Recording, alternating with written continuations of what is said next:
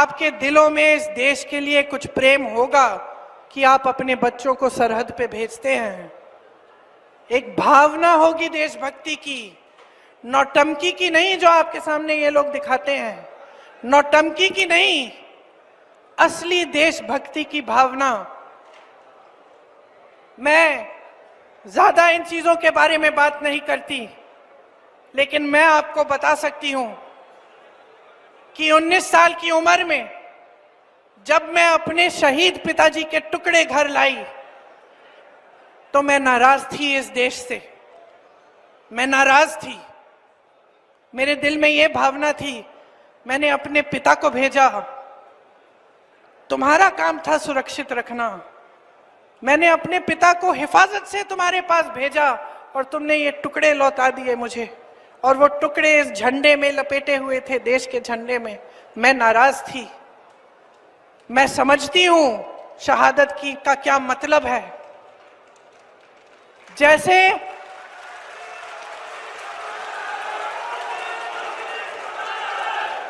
आज मैं 52 साल की हूं, आज मैं 52 साल की हूं, पहली बार मैंने ये चीज सार्वजनिक ऐसे मंच पे कही है, लेकिन वो जो नाराजगी थी मेरी, आस्ते आस्ते मैं समझी कि उस तरह की जो नाराजगी होती है वो सिर्फ उससे होती है जिससे प्रेम करते हैं हम।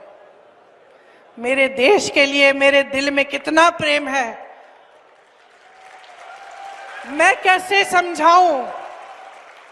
जब मोदी जी मंच पे खड़े होकर मेरे पिता को देशद्रोही बोलते हैं, जब मोदी जी कहते हैं कि मेरे पिताजी ने कोई कानून बदल दिया अपनी मां से विरासत लेने के लिए, तो मेरे दिल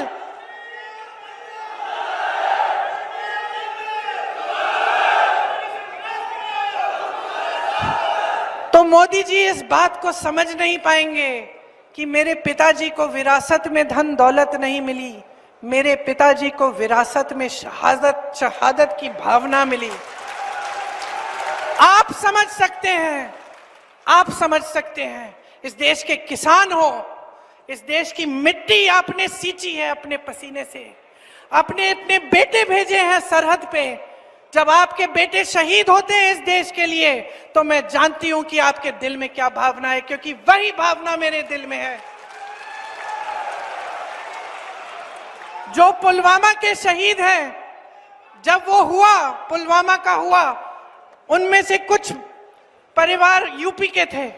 उस समय मैं यूपी में थी, मैं गई उनके घर, और ज्यादातर परिवारों में पता है क्या बताया उन्होंने मुझे? जो बच्चे बचे थे उन्होंने कहा दीदी हमको भी सेना में भर्ती होना है। एक लड़की थी, उसका भाई एयरफोर्स में था, उसने कहा दीदी मैं पायलट बनूंगी, मैं एयरफोर्स में भर्ती होंगी। यही है शहादत की भावना। ये भावना मोदी जी नहीं समझ सकते।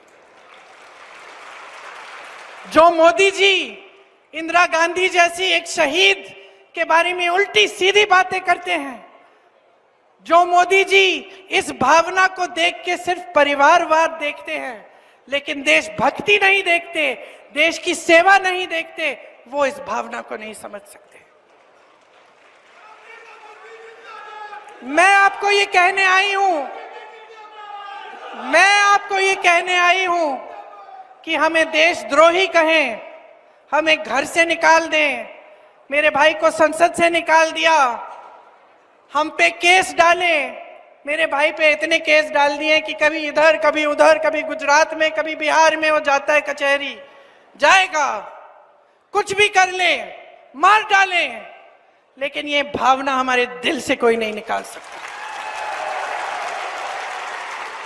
और क्योंकि हमारे दिल में ये भावना है, इसीलिए आज आपके सामने खड़े होकर मैं आपसे एक आग्रह करने आई हूं। मैं आपसे वोट मांगने नहीं आई हूं, मैं आपसे आग्रह करने आई हूं कि देश की जनता हो, देश की जनता हो, सर्वोपरि हो, जागरूक हो जाओ।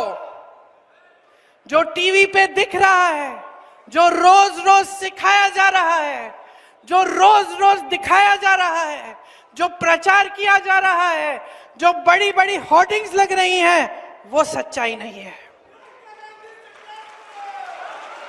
तुम्हारा जीवन सच्चाई है। तुम जो लाल शर्ट पहन के वहां बैठे हो, तुम्हारा जीवन सच्चाई है। जो तुम पीली शर्ट पहन के वहां बैठे हो, मेरी बहन जो नीली साड़ी पहनी है, तुम्हारा जीवन सच्चाई है। सच्चाई वो है जो तुम जी रहे हो। सच्चाई महंगाई है, सच्चाई बेरोजगारी है, सच्चाई एक सरकार है जिसके हित में इस देश का गरीब नहीं रहा। इस सच्चाई को पहचानो। ये देश किस दिशा में जा रहा है। इस देश के नेता कितने निकम्मे बन गए हैं कि जब आपके सामने आते हैं 10 सालों के राज के बाद आपको एक चीज नहीं गिनाते जो इन्होंने आपके लिए की। आपको सिर्फ धर्म की बात बताते हैं, वो बात जिससे आपके जज्बात उभरे, जिससे आपको लगे कि मेरे धर्म पे कुछ आंच आने वाली है, जिससे आपको लगे कि कोई मेरे धर्म के साथ खिलवाड़ कर रहा है। क्यों करते हैं? क्योंकि उसके जरिए आपका वोट लेते हैं और सत्ता में रहते हैं। पहचानिए इनको, इनकी सच्चाई को पहचानिए। हम सब धार्मिक हैं। इस देश में कोई ऐसा नहीं है जो धार्मिक नहीं है। इंदिरा जी ने मुझे सिखाया पूजा करना। पूजा का कमरा था उनके कमरे के पास, रोज सुबह बैठती थी। इंदिरा जी ने सिखाया। राजीव जी के साथ में मंदिर जाती थी।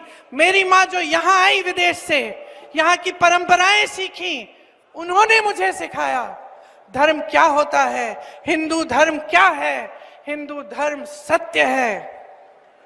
ये देश